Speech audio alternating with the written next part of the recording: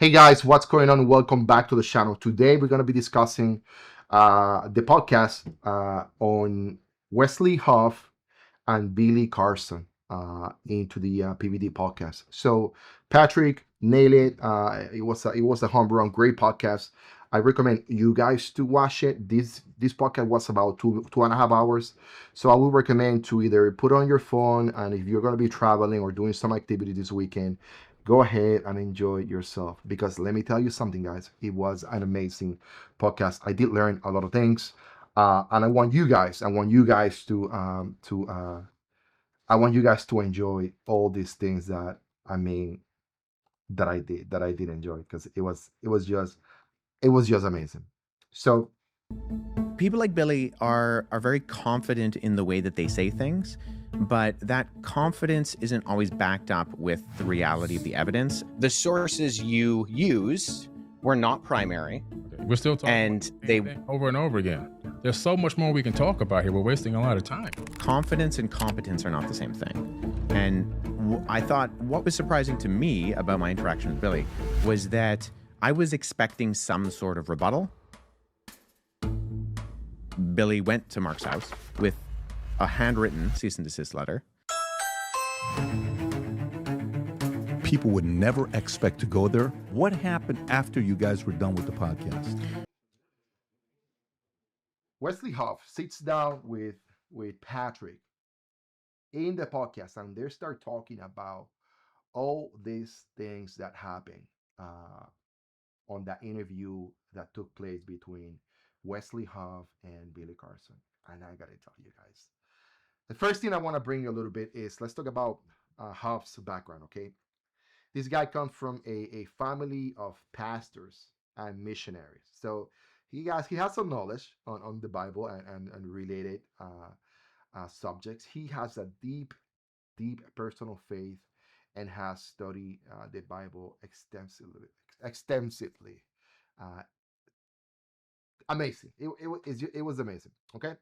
And obviously today I want to kind of get to know your background a little bit, because it's very interesting. You just told me your grandfather used to sell Bibles in Iran. Well, he worked for the Iranian Bible Society. Iranian Bible Society in 1979, you said? Yeah, 1979 to 1980. Okay, so that's post-revolution. Yeah, immediately Then before. you used to live in Pakistan, and you went to school in Pakistan. Well, I was born in Pakistan. And did you go to school there? Or? No, I was. We left during the Gulf War. Okay. My parents were accused of the crime of proselytizing, giving a Bible to a Muslim, and then we came back from overseas to Toronto, where my parents lived, and then a year after that went out, and for a very short stint of my childhood, we were in Jordan, in the Middle East. How long was that? Between is it like in the 90s for a few years. You're young, so how old were you at that time? Oh, I was quite young. We came back when I was like 6 or 7. Do you have any memories of? Yeah, definitely. Okay. And I went back after I graduated high school. I went back and worked more rurally. I worked with Bedouin, whereas when I was really young, we were in Amman, which was much more of the city. But when I went back after I graduated high school, I did some work with a Bedouin in an area just north of Aqaba.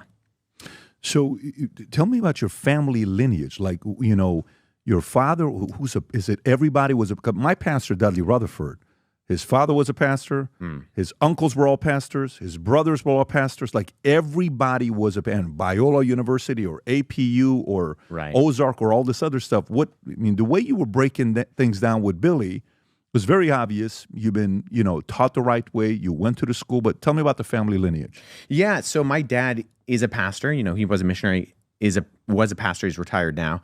Not a long lineage necessarily of pastors, but my middle name is Livingston, and my dad's name is Livingston, and that's the family name going back to a guy named David Livingston, who was a missionary, who was the first, I believe, European to go into Central Africa. So, and we're related to him. So since there was because I believe it was his niece married outside of the family, the firstborn male since then has been named Livingston. So my father, my grandfather, my great-grandfather, but it's my middle name, and it's my son's middle name as well. Very cool. Yeah. So there's a lineage going back into like the heritage of Christian ministry and missionaries, going back that far. And then, so. How did you go on a mission ever yourself or no? By myself? Yeah. Yeah, I've done some trips. When I was in Jordan, I was working, doing that kind of stuff. I've done some short-term mission trips to... As an adult? Yeah. Okay. Just after I graduated high school, like between high school and going to university, I did a couple trips. Was in Rwanda, was in Mexico when I was quite a bit younger, but yeah. So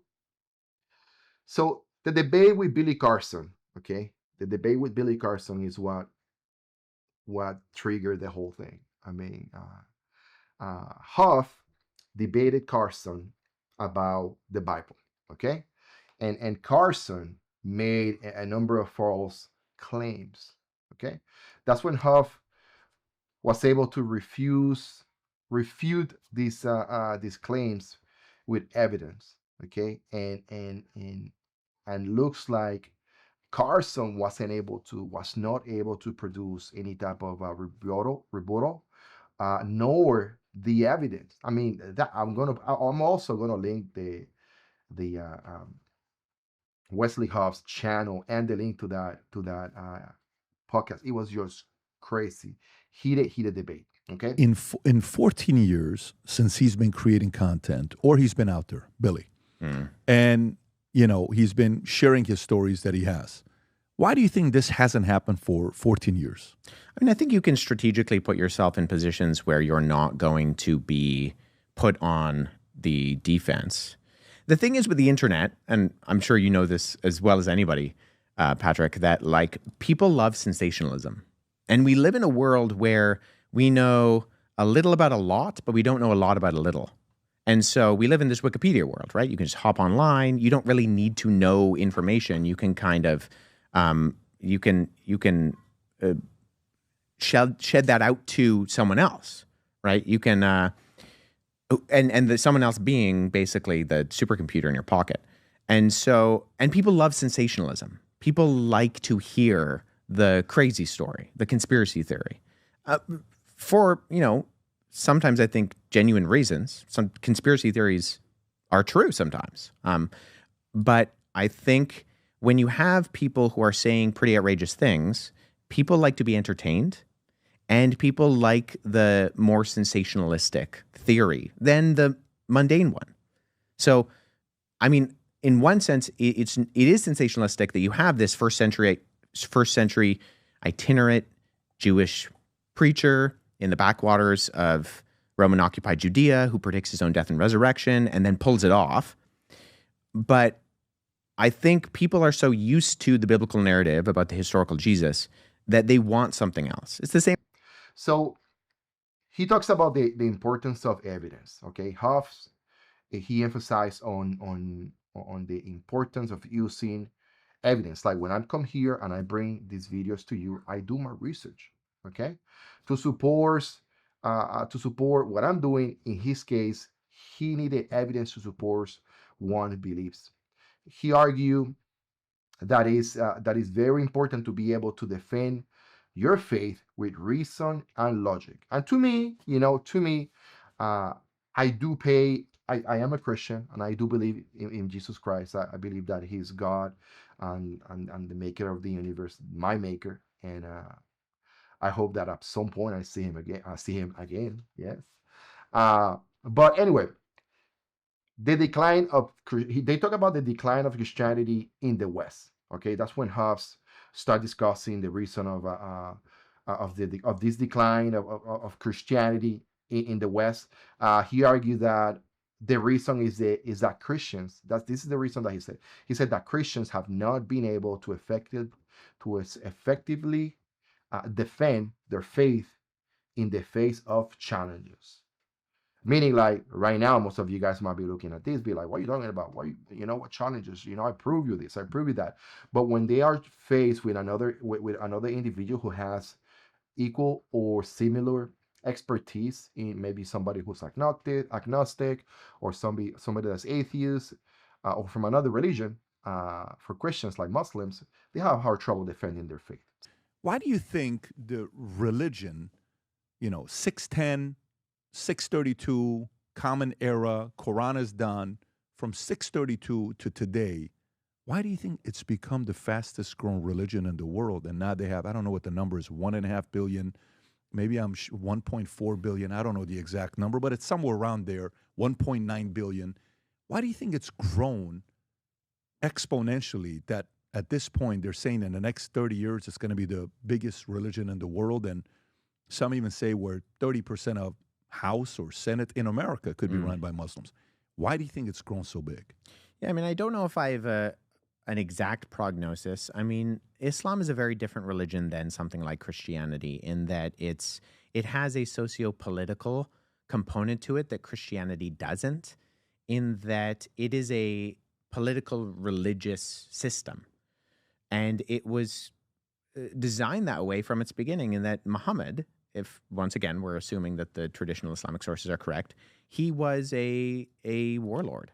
And so if from its inception there's been a different attitude, Jesus was the crucified Messiah, in that he said, I've come to not be served, but to serve. And so when we see the beginnings of Christianity, we see an attitude where people are motivated by love your neighbor, pray for those who persecute you, love those who hate you. If a Roman soldier asks for your tunic, you give him, your undercoat also. And so there's a different attitude when we look at the substance of something like Christianity, in that Christians were willing to be persecuted and die because they believed that Jesus had already won, that he was sitting at the right hand of the Father. And so their battle cries were pray and pray, evangelize, and be willing to lose your life for this message. Whereas with Islam, there was much more of a system where it was designed to subjugate the entire world under Islam. So you have the Dar al-Islam, the House of Islam, and then you have the rest of the world. And so I think there's a political component to Islam that is very different than Christianity. I think there's also, especially in the West, we're basically being outbred in that traditional Muslim homes have more kids. I mean, there's also the component of having more wives within majority Muslim countries that's allowed, but having more kids. And so you have more kids and you have a system that allows for certain things.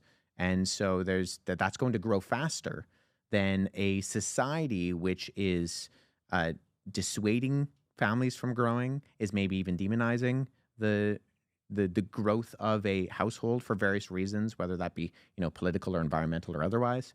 And so you just have very different worldview foundations for something like Christianity than you do for something like Do you Islam. think So the importance of apologies or apologetics, very important.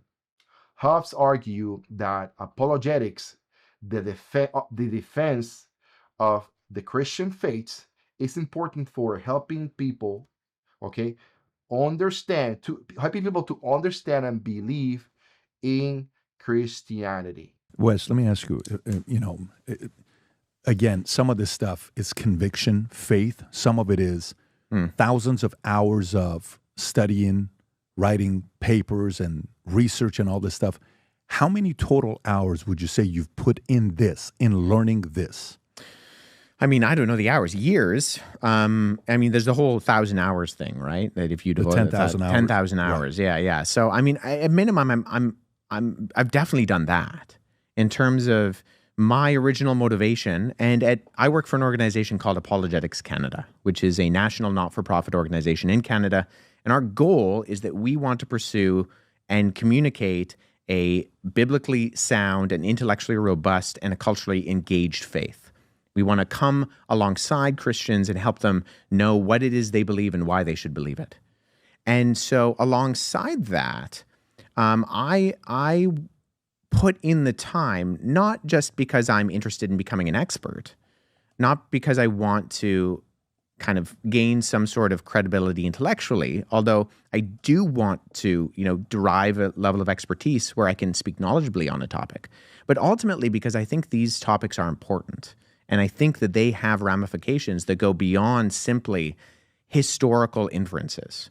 That Jesus is no less than a historical character, but he's also so much more than a historical character. And so my motivation and my interest is ultimately because I think that these things are true, and I adhere to a scripture, a set of scriptures that calls me to love the Lord my God with all my heart, soul, mind, and strength. And part of that is loving God with my mind. And so I'm going to try to do, to the best of my ability, dive into that in order to be able to communicate what I believe is ultimately the truthfulness of the Christian worldview. I mean, you say, how that makes sense, Rick? You got to watch the podcast, guys. I'm telling you, it's just, it's going to blow your mind, guys. I mean, um, he has done extensive work in apologetics. And I got to tell you, Huff, I mean, this guy works for an organization called Apologetics Canada with helps of Christians to defend their faith. I'm gonna link those links in the description below. He has produced a series of videos called "Can I Trust the Bible?" Can I trust the Bible? Also, link in the description of the video below, which explores the historical evidence for the Bible. This and more you will see on the PBD podcast, guys. This took place 4 days ago. That was on probably Monday, Tuesday. I got to tell you guys, these podcasts are amazing, and I really want you guys to continue watching this channel. So if you like the content, like the video, share the video, comment on the video, and subscribe to the channel. Take care of one another, guys. Bye.